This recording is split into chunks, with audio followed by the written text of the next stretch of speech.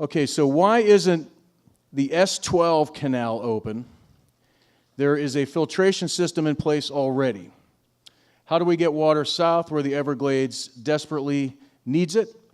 Who would like to take that question?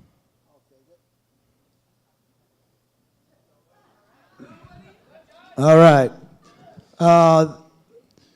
Repeat the question one more time. Why isn't the S12 canal open? There's a filtration system in place already. How do we get the water south where the Everglades needs it desperately? Because they're not meeting the Miccosukee tribe's 10 parts per billion standards. The federal government and the state government, even with their plans to approve and sign off on House Bill, Senate Bill 10, which is the reservoir plan for the south of Lake Okeechobee. First of all, it's not big enough. Second of all, the federal government and state government has already admitted that they cannot meet those standards or will not meet those standards. Okay, next question. And if anybody, I have the unofficial authority here, if anybody would like to add to any of the answers or chime in on that, please feel free to do so. Okay. How can Lake O be blamed for a red tide that was in Sarasota, Venice area for over a month before it was as far south as Boca Grande? The dominant current flows south. Okay, and then the one final part of this is ask questions, don't just accept. I'm not sure what that means, but who would like to take that one? Apologies if that mic is not already on. On? There we go.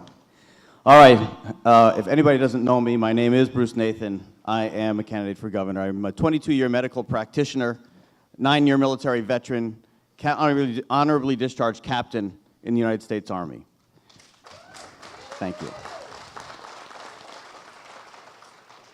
One of the reasons that I sit here today in front of you is I live on Martin County on the East Coast. When I got here 18 years ago, I did see that the newspaper said Lake Okeechobee, most polluted lake in the country.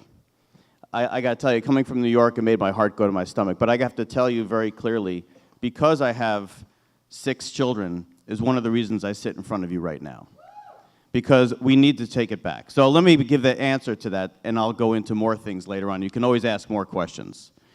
The problem with Lake Okeechobee is that not only should it go south, and it can go south, and we get fooled by the federal government, by people thinking that we let the federal government do what they're doing, and they don't have to. Under the laws of our Constitution, and I'm a constitutionalist, we do not need to do that. We need to take our state back, and we need to do what's right for our state, and not what's right for the federal government. We have a lot of money here that's been put in wrong directions, and that's one of the big problems, because I am anti-corruption, anti-waste, and very pro-environment. So here's the answer to that, final answer to that question. We send the water south, but at the same time, we did buy that land back in 2014. We actually voted for it, it never got bought. Why didn't it ever get bought? Because of the corruption that goes on.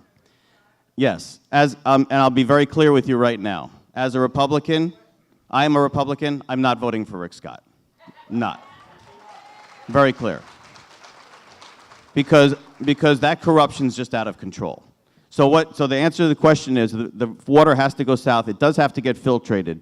And we have enough money in the budget, believe it or not, it's already been put there for $1.9 billion to make a state-of-the-art filtration system to go with what John said over there, to get it down to 10 parts per billion, so it can go south and the tribe will be okay with that. And that's what has to happen. Also, the locks will get closed east and west. That's the answer to the question. The lock, yeah, I just answered it right now. The lock. Okay, for the interest of time, folks, I'm going to... The locks... Can I have an opportunity to try to answer that for you? The locks...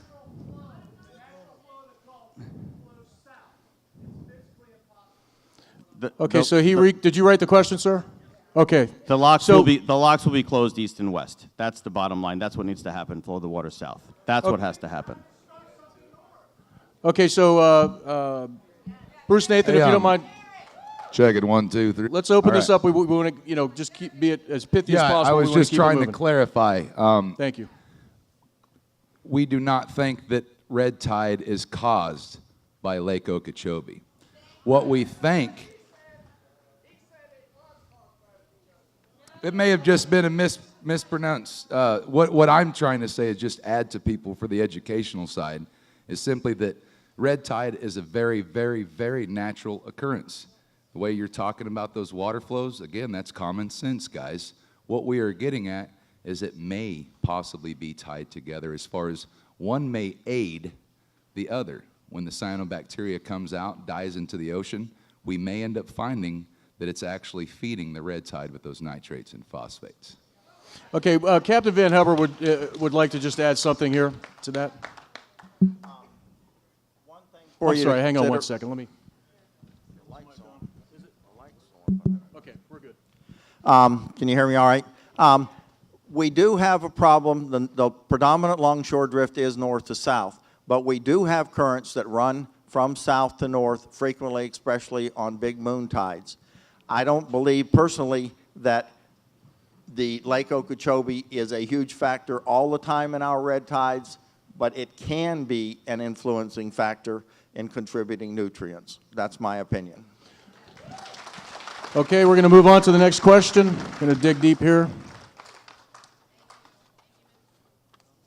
This one back in. Wildlife, effects on wildlife. A lot of that happening, obviously. So has anyone taken a camera and looked at the Gulf floor to access the amount of dead sea life?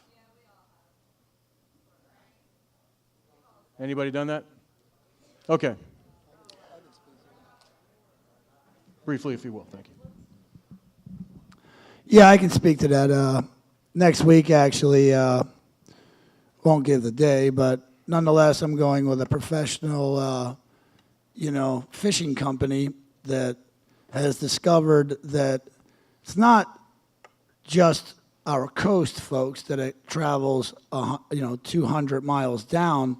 This is some 40 miles out in width. So we're going out with, professional fishermen with professional camera and underwater camera to prove that the red tide is now in federal waters, and the federal government now has a part to play in this as well. Okay, so to clarify, it has not been done, at least by anyone on the panel yet, and that's something that may happen in the future, just to be certain. Okay.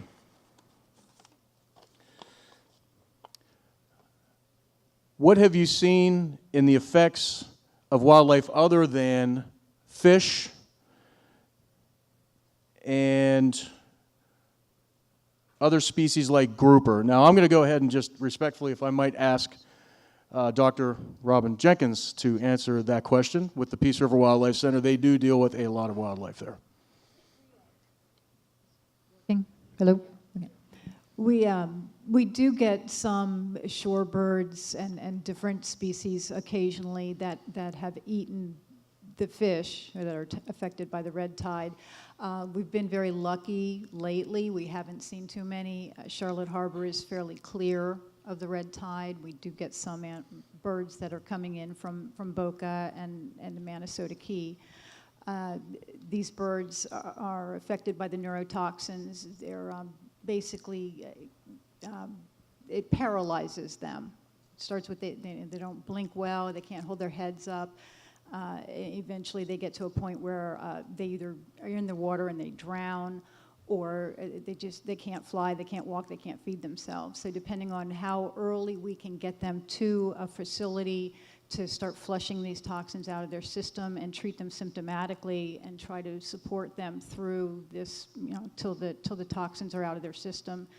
We've had fairly good success at being able to release some of the ones that come in early.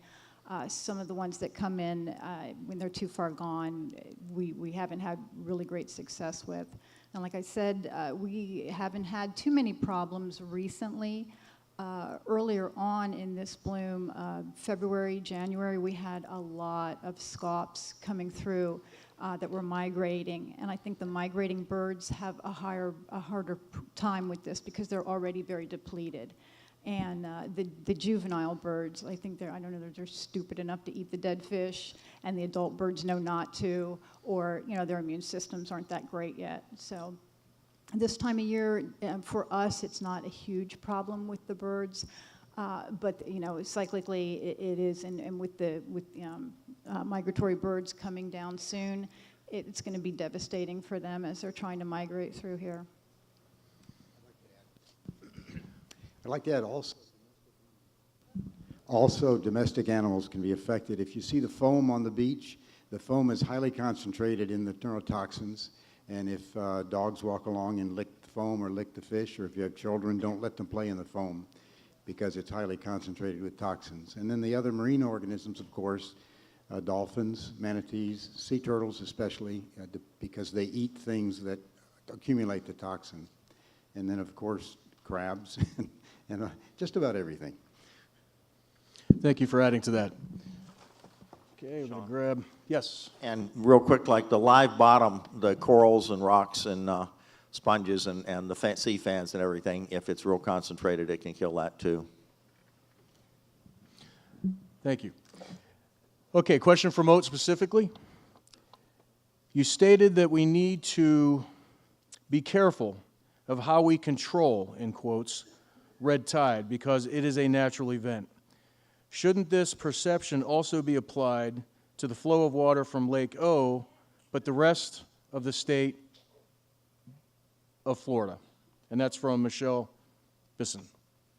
Yes, most definitely. I mean, we're talking about conservation and sustainability.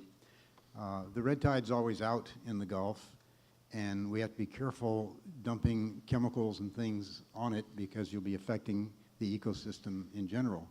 When it gets into a canal and it's totally anoxic and dead fish, that's no longer natural. And that's where we need to do whatever we can. Now, what's coming down the Clusacchia River with cyanobacteria also is not natural. And that's where there's a lot of things that can be done and must be done to stop that from coming to our coastal areas. Thank you. You got something to add, John? Yeah, and you know, like all of what he said is true, and the high nutrient levels and phosphorus levels are exacerbating. It's basically like gasoline fueling the red tide, and I'm glad he said that.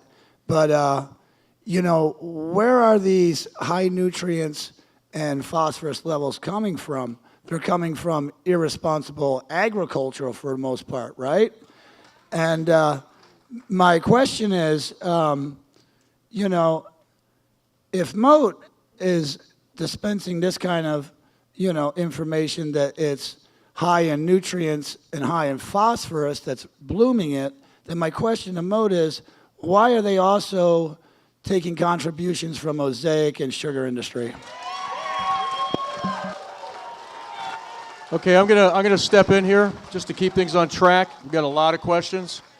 John, I appreciate your input there, but it did add a separate question. We're trying to keep the questions coming from the audience to Moat as opposed to amongst the panelists. However,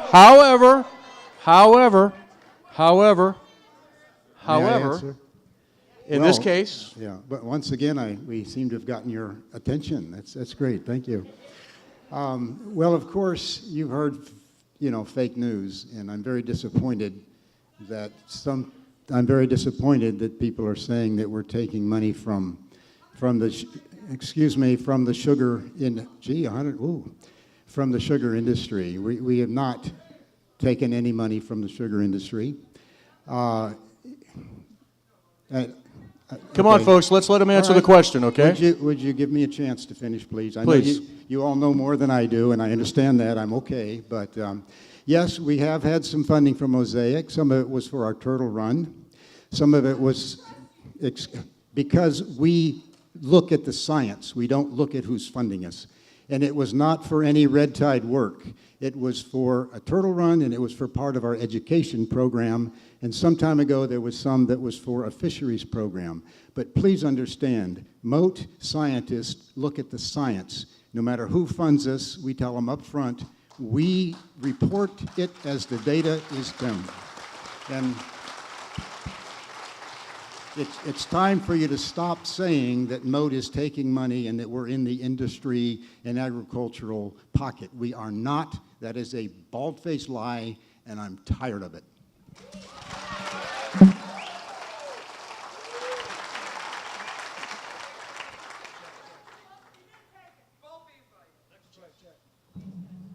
Tag in real quick while we're waiting for the mic to work.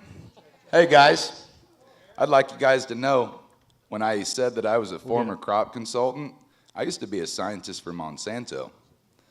Guess whose fertilizer I used? Mosaic. Guess who's trying to help you? You know, it's one of those things when I go to a restaurant, even if I think the steak's bad, the last person I complain about is the waiter. So I trust what my friend over here is saying with Moat. You know, as far as we're looking at a steak that we don't even know what it is, guys. You don't know the difference. I don't know the difference as an algae scientist between well done, medium, and raw on this kind of steak. You know, so we're all trying to work together. That's the most important thing, is working together.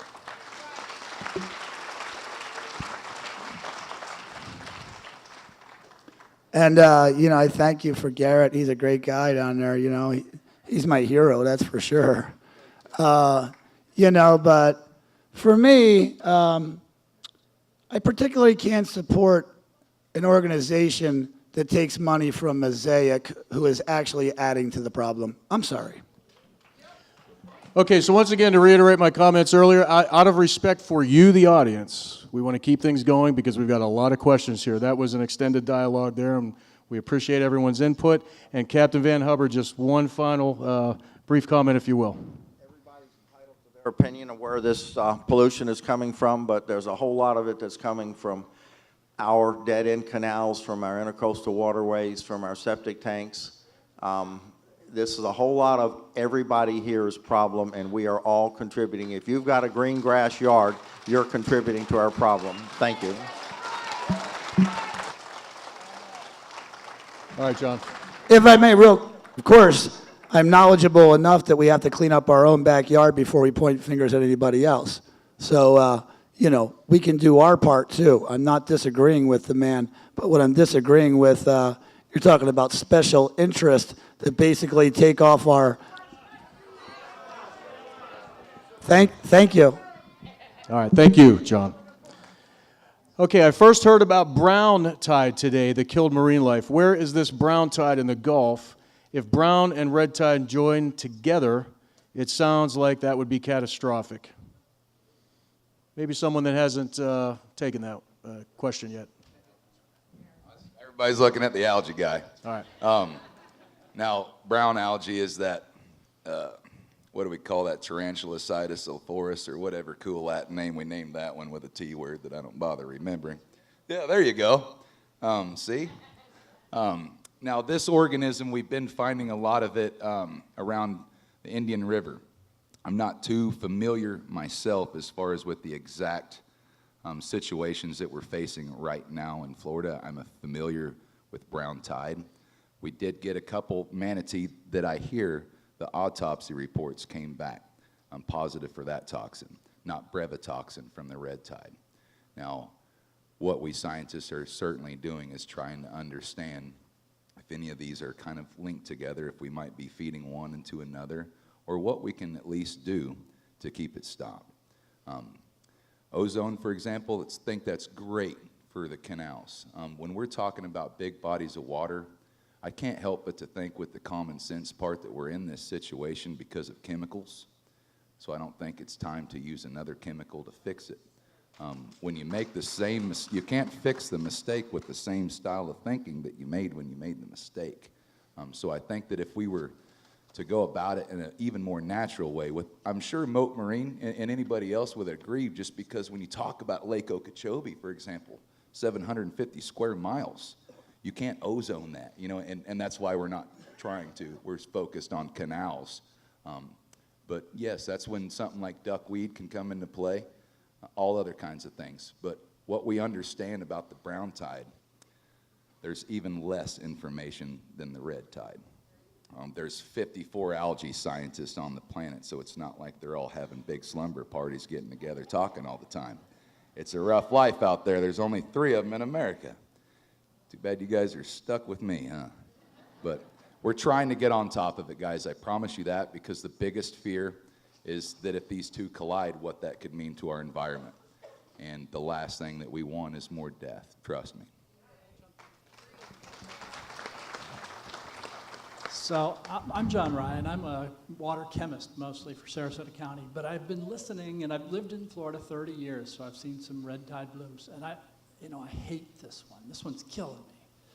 But I've been to some harmful algal bloom conferences, and what the experts have told me, and Rich can corroborate this, is that there are harmful algal bloom problems all over the planet.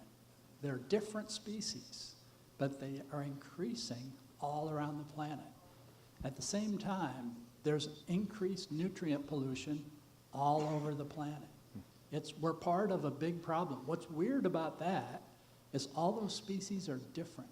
They're really different, and they have different problems. Some of them are really grievous, like red tide, but some of them take your memory away permanently. It's crazy. It's a complex thing. But what makes common sense to me is we have to cut back on nutrient pollution. It's the big sources. Everybody said, who likes the discharge from Lake Okeechobee? Raise your hand. Who's in favor of that? Okay, so we don't have to really argue about like somebody likes it. We all hate it. Do we like phosphate pollution from phosphate mining? No. It's a business. There are issues there. But we also, and Garrett's talked about this a lot, I'm in Sarasota County. We don't have phosphate mining in the coastal area. We don't have it. All the pollution comes from us. There's no industry there. We have septic tanks, we have wastewater, we have stormwater. That's where I work. Stormwater's a problem. And you know what it comes from? Us. Because we live in waterproof buildings. We have waterproof cars and driveways. All that water has to go downhill, and it carries pollution with it. So it's partly too much water, and it's partly dirty water. And so part of this is us, part of it is working together to fix the big problems, which is more than a single person can do. But harmful algal blooms are a thing, and they're a bad thing. And the solution is partly in our hands, working together or working separately. That's where I see it. Thank you both on that. We've got a couple of short questions here. We'll see if we can kind of bang on a few of these. Is there any way to stop the water releases from Lake Okeechobee now, today?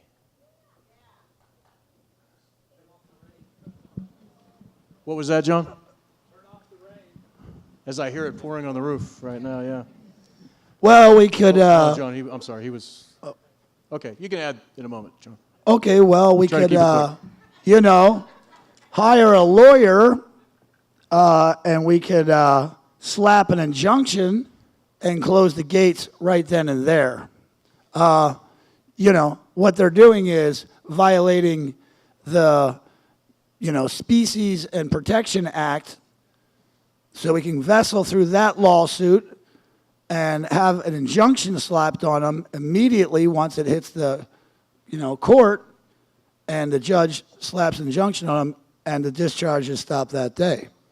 But what they'll do is, of course, they'll bury us in litigation. So we need community efforts on, a lawsuit to continue and make sure our language is right. We've lost many of lawsuits when it comes to this because of loss of correct language. So an option, but not right now, today, nonetheless. That's the crux of the situation. I said it's an option, but not right now, today. John, you wanted to add something to that? I'll add something real quick. You have to hire a governor that's willing to close the locks left and right. That's what you got to do. You have to have somebody who's health conscious. That's what you got to do. Bottom line, that's the solution. I'd like to add to that, please. Actually, I don't think you want to shut off the water because the estuary needs to stay brackish. And the Caloosahatchee River brings a lot of fresh water to the Charlotte Harbor and Lake Okeechobee at certain times of the year is an important source. What you need is clean water coming down the rivers to the estuaries.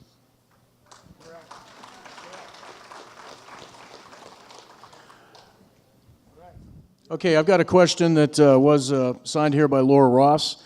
And Laura, for time, I'm going to jump right to the question part of this. A lot of good comments in here and sentiments. Speaking of now, what are we going to do now? Not what we plan on doing 10 years from now. We have the perfect opportunity tonight to make a real effort in moving forward and working together to find a solution. So what would that right now, not 10 years from now, be? Captain Planet. Duckweed.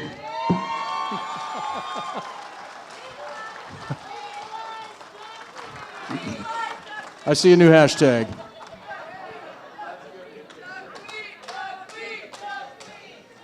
And you know, Garrett can't be any more correct.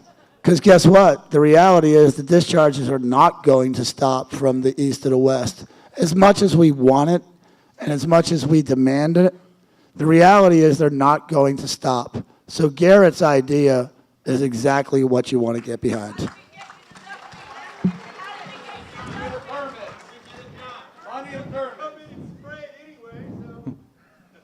Well, we're obviously going to stop that one. Most of the old timers realize, hey, that's that stuff we've been spraying glyphosate all over, huh? Okay, so I've got one here. If you recognize this question, if you wrote it, I want to be clear on this acronym. Why are the EEC, and I'm certain it's not the Englewood Event Center, burying the dead marine life under the sand? Let's spread it around just a little bit. Anybody from a municipality that may like to speak on that? Or? What I've been told was that they were just burying to keep the smell down until they could actually get more dump trucks back there to carry them away.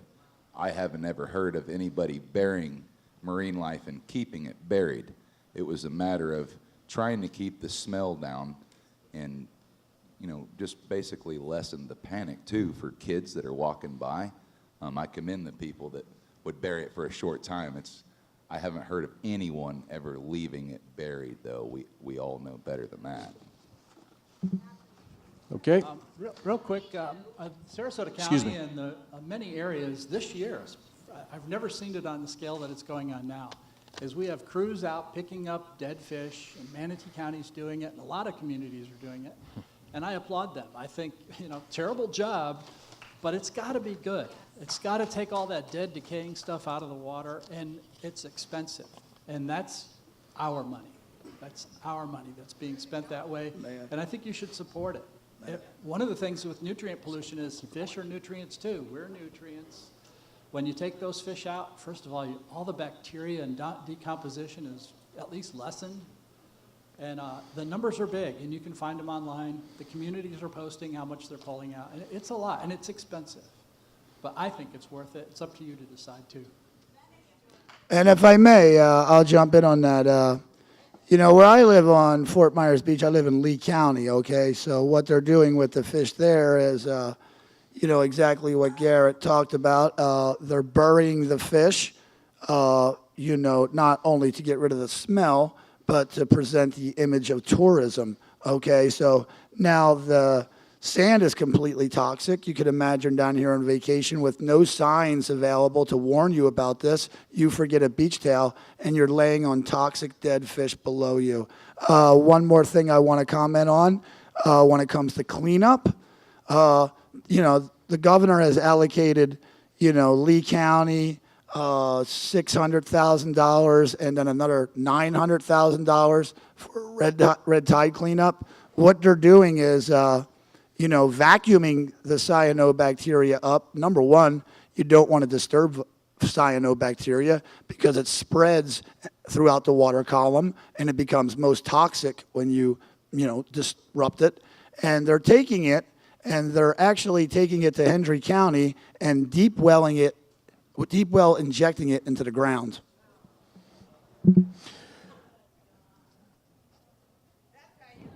Okay, so we're going to move on here. The HABS Task Force, an acronym I am not familiar with, so if anyone here is, grab this one. Can and should we refund and also restructure this task force, and if so, how will this help? Be specific, please.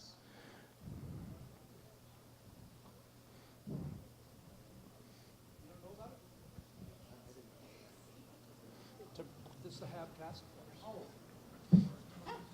Yeah, it's a great idea. It should be funded. You know, the science of red tide, and I'm going to give this to Rich or you because you're an expert, but it's complicated, and you're not going to guess your way through it. You have to do science, and that costs money, and there has been some success and some progress, but anyway, I'll get off. This way? I'm sorry, I didn't understand the acronym.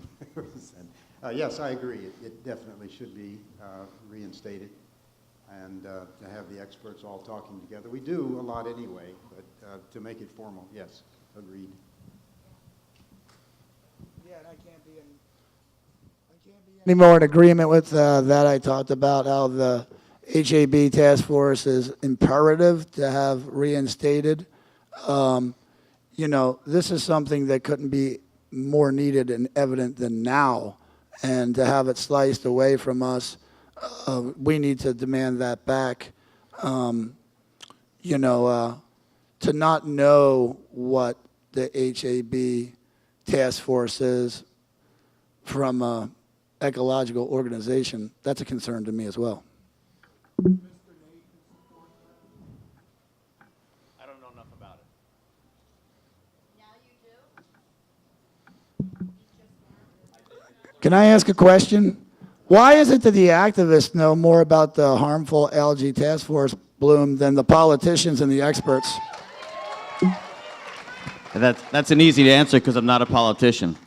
So I come here from on this coast, which is a little bit different from my coast on the other side. So I have to get a little bit more acclimated from one side to the other. So which is it's a different kind of blue-green algae on my side than it is on your side over here.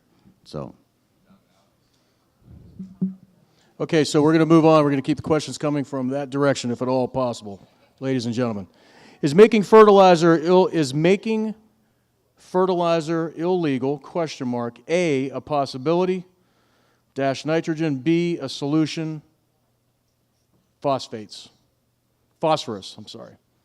So is making fertilizer illegal a possibility and potentially a solution to the problem?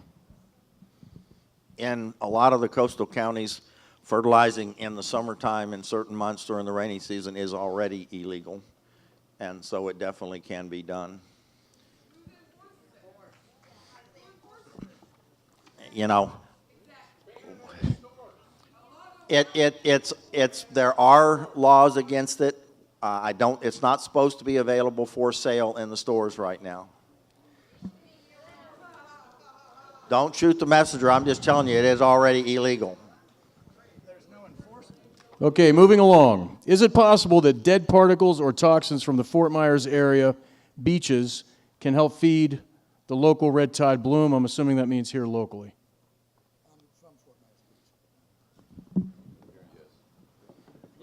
Okay, yes. So that is possible. There we go. Expeditious answers and questions. I live on Fort Myers Beach. We have some repeat questions here. Would you like to? The water briefly is add toxic, something? the air is toxic, the sand is toxic. Next question. Please explain what factors cause Gulf/ocean upswells. I read an article that said these protect our coast, M2010, but coastal upswells contribute to blooms. So this must have to do with hydrology and upwelling.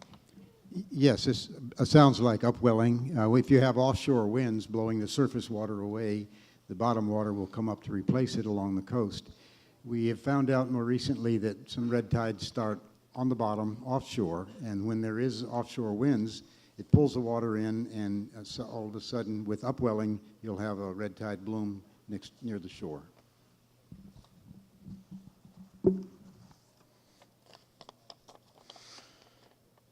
for Dr. Richard Pierce. I believe we already addressed this, but I will, as I randomly grab this question, present this to Dr. Richard Pierce. Explain the money that you, Moat in parentheses, has taken from Mosaic. How can we trust Moat when you are bought and paid for like the rest? This is from Ashley Doot. Is that correct? Okay. Well, Doctor?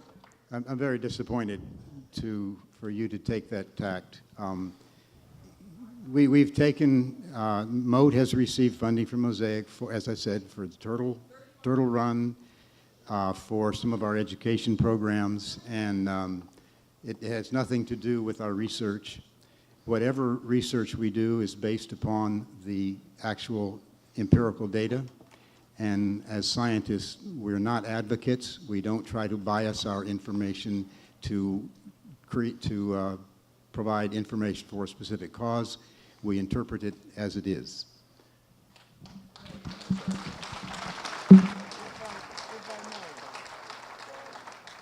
If I may, you're taking contributions, from Mosaic, who is directly impacting your community's issue. Okay, we're going to move on to the next 12 question. 100ths of 1% is what they've taken from Mosaic, if you're interested. Are there any plans to improve the public and, I'm sorry, his mic's gone out.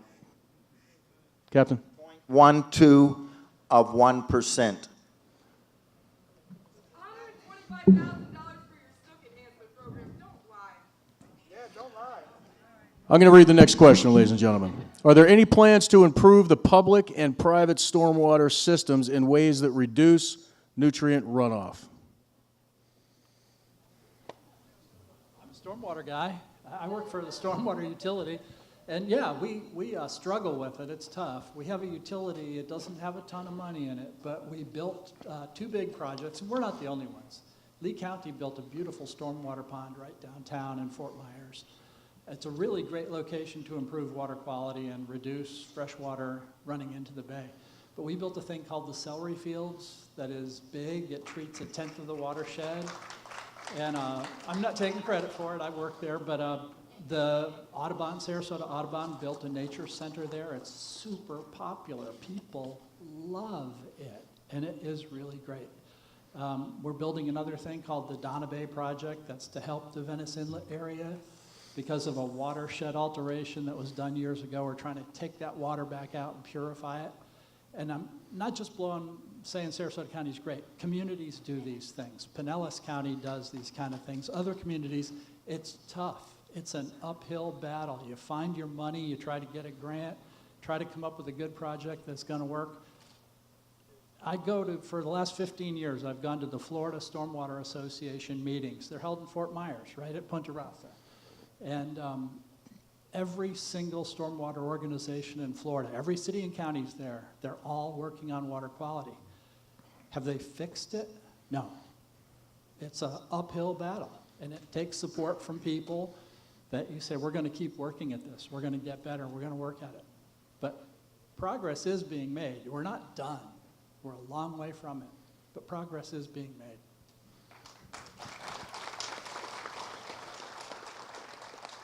We have one for Charlotte County Marine Patrol. Yep.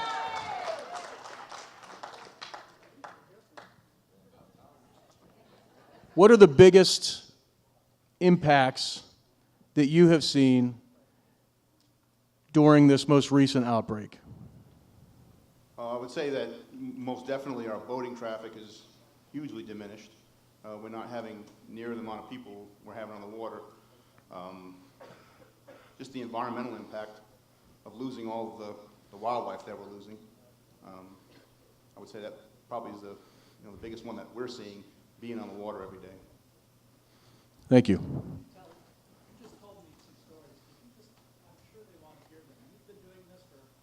I'm obviously everybody. I'm with the Charlotte County Sheriff's Office. I am a sergeant over the support services. I handle the traffic and the Marine Patrol, so I'm not on the boat every day. But I did start my law enforcement career in Florida in 1992 in the Florida Marine Patrol. and I lived in Lee County for almost 20 years. I went through several of these events, but I've never seen it this bad before. I just haven't seen the death and the destruction that this has done in this area. I know in '96 we had a horrible event. We had, I think Lee County led the state in manatee mortality and death, and it was just hard to believe. And I do agree with everybody here on the panel. I mean, it's a combination of everything. Yes, red tide is a natural occurrence, but I think we're doing a lot more harm, and we're amplifying that, and we got to find a fix for it. Captain Van Hubbard, I'm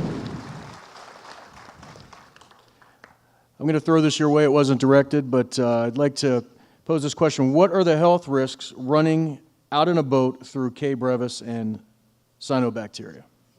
The cyanobacteria I know is dangerous, but I don't deal with that because I'm not down in Fort Myers. I have a very funny voice today, and I've had the sniffles since I took a boat ride yesterday. And I can tell you that red tide definitely can affect your health, and be careful. And the bizarre part is, everywhere I went yesterday, I never saw any signs of red tide. But when I got home, I was a mess and been sniveling since. So be careful, and be careful especially of kids and older people with immune problems.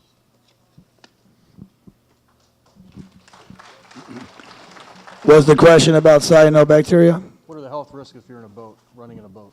Health risks of cyanobacteria obviously are, extreme. We're talking about right away it can cause liver damage, liver failure. We're talking about down the road, some 10 years from now, you'll start to suffer from neurological problems, may end up with ALS, may end up with, Lou Gehrig's disease, Parkinson's. This is attacking our, neurological system and our nervous system to where, they don't even consider it a harmful agent in the state of Florida as they're killing us. I'm going to go to Dr. Richard Pierce on this one. How is the Moat scale-up project in Boca Raton going? Or is it maybe referring to Boca Grande? Yeah, it'd be Boca Grande. Yes, well, this is a pilot study, sort of an experiment. We use ozone, as I said during the presentation, for our marine mammal center. So we thought maybe ozone would be something that could be used in enclosed, restricted canals. So we just did the experiment last week, and it's working well. We scaled up from about a 5,000-gallon mammal tank to a 25,000-gallon mesocosm tank, and everything went well. So then we went to about a 650,000-gallon end of a canal, and that's a whole different world. So we learned a lot of lessons, but it looks promising. And Moat doesn't want to get into the canal cleaning business. We're doing research to prove proof of concept, and we're looking for some of the large companies that already have very large ozone production equipment, and hope to really open this up so that we can start maybe even finding some refuge areas that can be restored for some of the marine life. Thank you. This is directed to John Ryan. What is the EPA for? Surely not doing a very good job. So somebody doesn't like the EPA? Well, I like to be positive. So I'll tell you a story. Back in the 70s, they passed a rule.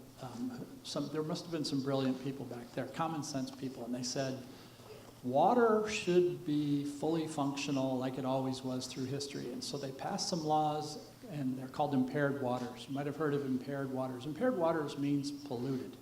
So if water is too much pollution in it where fish can't live in it, they can't reproduce, you can't drink it, it's polluted, it's required to be cleaned up. And so that law was passed in 1972. And around 1998, some environmental clubs sued EPA in Florida and said, you never did this program you're supposed to do. And they were right. And so EPA said, okay, we'll do it. And it's partly called TMDL, Total Maximum Daily Load. This is something every community works on. A guy like me, identifying which water bodies are polluted. You can look on the state website and find that they are very common. And every community has a lot of impaired waters because there's a lot of pollution out there. It's not, fish can't live everywhere. So instead of saying what's bad about EPA, I'd like to say that they have some really great ideas and they do some great work. They're not perfect, just like me, just like you, not perfect. But they need support to get work done. And I recommend that you support environmental programs rather than run them down for their imperfections. You know, think hard about if you had to do it, what would you do? And put yourself in the driver's seat. How would you fix it? Nothing imaginary, something real. And EPA, not perfect, but they've done a lot of good work. A lot of hazardous waste sites have been cleaned up. You gotta keep it real Air brief, we're pollution running is out of less time. than it used to be. They're not perfect, but they've done a lot. Real brief. The EPA, isn't really the issue. What the issue is, the EPA being sliced and diced when it comes to funding. I'll give you a quick example. 2013, I went to an EPA meeting where they literally asked the people in attendance, which was about 4 people back then, and they were asking us for their help if we seen anything to call them because they're so underfunded and undermanned that they can't do the job, so they're asking the citizens to do it. Whoever might want to take this one, it's short and to the point. How long for the sea life to come back? Well, it's amazing how quickly the sea life comes back after a red tide. Whenever the water clears up. And as a matter of fact, good news, we've been having millions of cells per liter in New Pass, and today there was 0. So maybe we're on the right track. We'll see what happens on Monday. But anyway, it's amazing. The shellfish, the clams, and the oysters, it takes about 2 to 3 weeks for them to clean up, and then the state has to test to make sure that they're safe. But we've noticed after a severe red tide, it doesn't take long the next day. In the days as it's waning, you start to see schools of little fish and fish coming back in. So, there's been a tremendous mass of fish deaths during this one. So I don't know how quickly it's going to happen, but all right. We lost a lot of fish, and it's serious damage, but I'm already seeing bait fish, mackerel, jacks, and even a few snook and snapper showing up in Lemon Bay. 2 weeks ago, everything was dead. I'm not telling you that this is over with, but I'm telling you there is life there again this week, and God only knows what it'll be tomorrow. But fish do bounce back a lot quicker than we really think. Migratory fish move in, and it's a mess, and it's going to be a while to recover, but it's not a total disaster yet. I'd like to jump in real quick and say, there needs to be a place where nature can live. And if we just build everything, you say the fish are coming back, and they are, and the shellfish are coming back, but as time moves on and there are more and more people, I really think we should give some thought to having places where nature can survive, and then, because we're going to have red tide, and we need them to be able to come back from some sort of enclave that is safe for nature. And we haven't talked about that a lot, but I think it's really, really important. The oceans have a lot less fish in them than they used to, a lot less. And nature is kind of struggling. So as a citizen, I would recommend that you support, protection for natural preserves and things like that, because these fish have to come from somewhere. We've got the Everglades, we've got some places, but I don't think we can build everywhere and still expect it to rebound.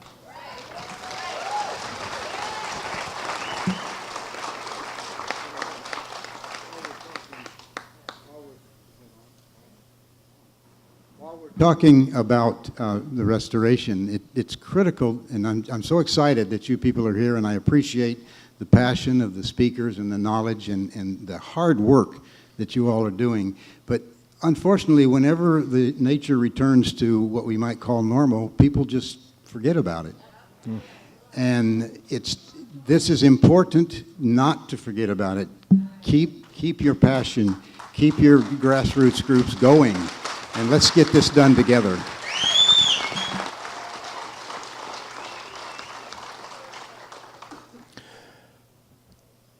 How do we stop Charlotte County from spraying aqua Roundup in our retention ponds? This is from Linda Moston. Did I get that name right?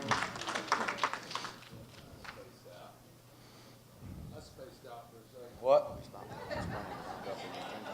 How do we stop from spraying Roundup? Man, that's an easy one. How do you stop Charlotte County from spraying Roundup in the retention ponds? Oh, just have Charlotte County stop spraying Roundup. Got any more brain busters?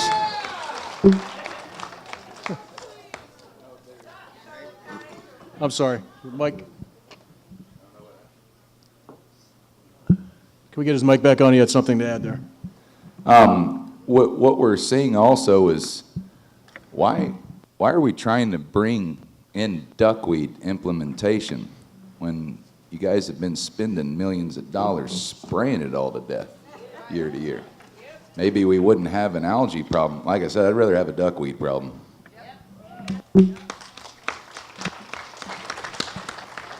Also, we've got a really big problem in the Kissimmee chain and Lake Okeechobee with them spraying pesticides, spraying weed killer to kill the water hyacinths. Okay, we've got a question here from Margaret A. Hackett, Cape Hayes Marina in Englewood. Besides recycling and cleaning up dead fish, what can we do personally to help get rid of the red tide? Thank you. Uh-oh. What we can do, like I said in the beginning, we learn from our mistakes. We learn history. And my grandpa once told me that a smart man learns from his mistakes, but a wise man learns from the mistakes of others. We need to remember, what can we do right now? Let our kids learn with us. You know, that's why I love seeing these little ones out here in the crowd. What we can do now, stop fertilizing your lawns. 80% of fertilizer in the state of Florida is leached. I don't know if you guys noticed, but you kind of live in a rainforest here. So when 80% of fertilizer is leached, that's not good. You know, and when I said that the farmers, they follow certain laws that give them that 70% better environmentally. However, I've also worked on landscape crews in my day. And old Miss Smith, man, she's a hag. And if her grass isn't green enough, she'll find somebody else to do it. And I've got kids to feed. You know, so I throw a couple extra pounds of fertilizer on there. No, nobody is taking an account of ourselves and our own yards, our own septic leaks, different things like that. When I look at these canals in Cape Coral that are suffering, I can't also help notice green grass sloping down into the canals. Have you guys ever seen it rain in Florida? It happens a lot. You know, the point is it's not Hector's fault. It's not Miss Smith's fault. It's not my fault. You know, when we get to talking to one another like we're doing right now, we get to say like, man, dude, whose idea was it to grow green grass instead of food? You know, population's a problem, starvation's a problem, and yet we're sitting here watering and fertilizing fake grass instead of growing our own food. It's called eat local and eat seasonal, guys. And just on a state level, shouldn't we just do this all organic, number one? Make everything organic. And then wouldn't it be better that way, number one? Number two, spot fertilize. Scientific American said if we spot fertilize versus just massive fertilization, much better idea. And number three, some people don't like to hear this, but Monsanto is not helping us here. So I've got peanut and cotton farmer in-laws. My family are farmers up in the Panhandle, and they're not helping our whole situation from where we are, from not only fertilization, but the whole seed situation. So that's the big picture there.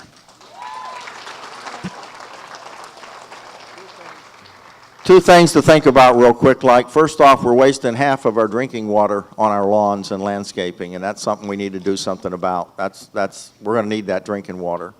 On the subject of fertilizer and agriculture, they have a best management practice now where they try to keep they water the fertilizer in instead of just putting it in ahead of the rain and hoping it gets washed in. Because if it gets below the root system, it's wasted money.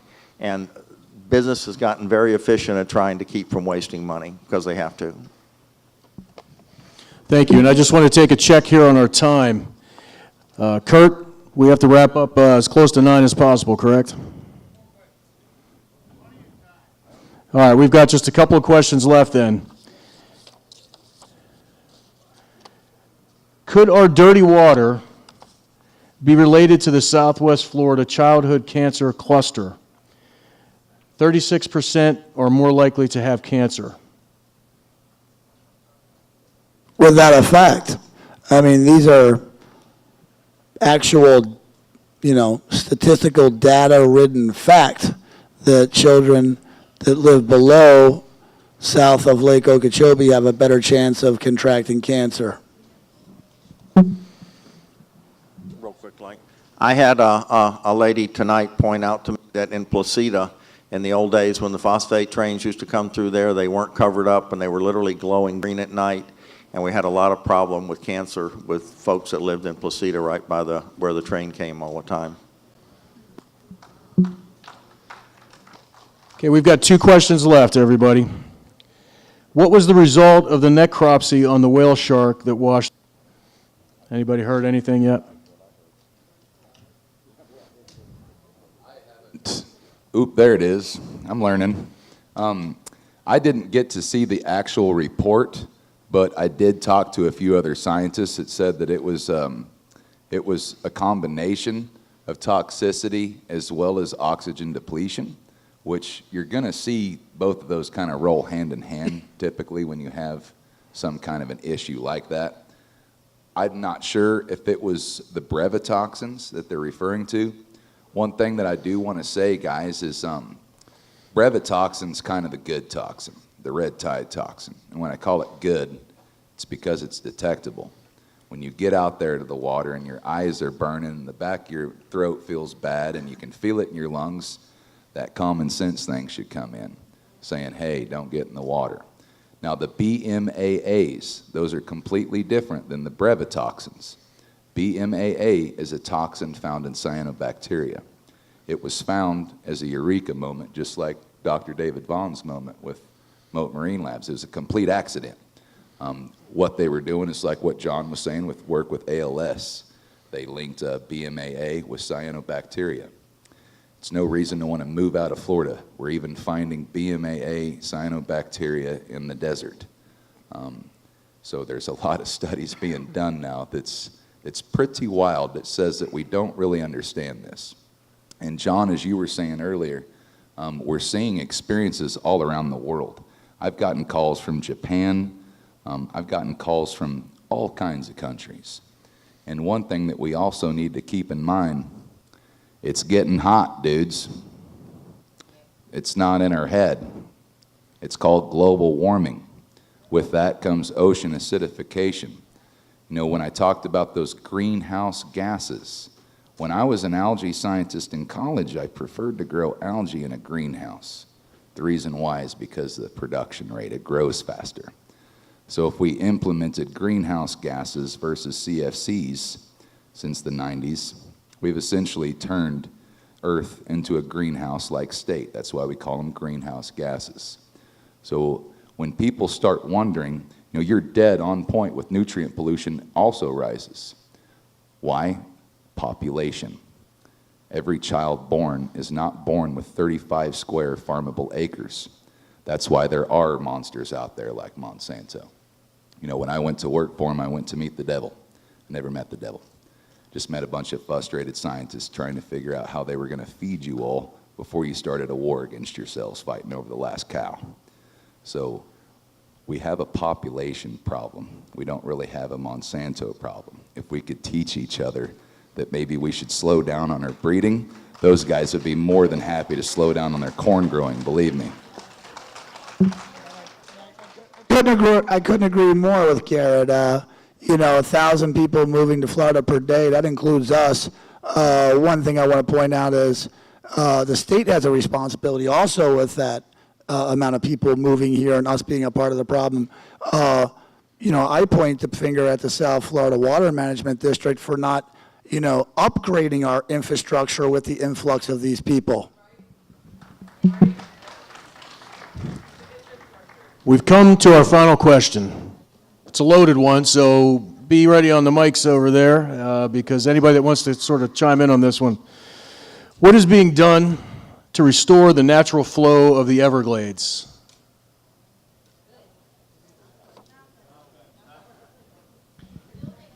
South Florida Water Management's been working on some projects on this since the Bush administration, Jeb Bush, and they're looking at several things. One of the ones that they think that will take the least land and do the most good is deep well injections of the water. Again, shoot the messenger if you want, but I'm just telling you what they're trying to do and what their thoughts are. I'm answering the question. I personally believe we definitely need to restore the sheet flow of the Everglades, but that's not a simple thing, and it's not going to happen overnight. And they are raising a great deal of 41. You've got to remember, when they built 41, the Tamiami Trail, and then the Alligator Alley, they dammed off a lot of natural flow there too. We built the dike, that dammed it off and created all the dry land below that. And you've been building these problems for a long time. It's not going to be anything that you can just quickly fix, and it's not going to just go away. Couldn't agree more. I mean, he's absolutely correct. SEP and SERP are a very intricate, system that is shared through state and federal levels. A lot of people should look into SEP and SERP, and understand how this intricate system works. But, the reality is, I'm going back to the point, when it comes to water sending south, what good is the notion if we can't meet the Miccosukee tribe's standards? Anyone else from the panel care to chime in, or? I'll always add something. John, we could be BFFs, huh? We always have something else to say. I would like to add, I heard somebody in the crowd say, stop building. And I'd like to talk about opinions real quick, because opinions are opinions. And I think that your line that marks the Everglade is your opinion.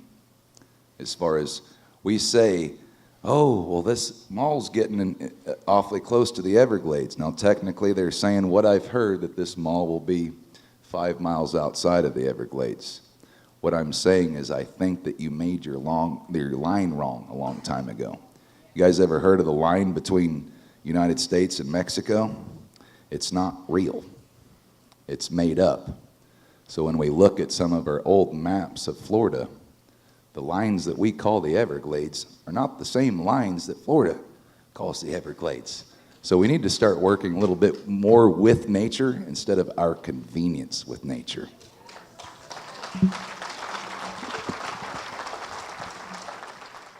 Well, with that, I'd like to thank all of you. We'd like to thank all of you for being here tonight, for coming out, for everyone that submitted questions.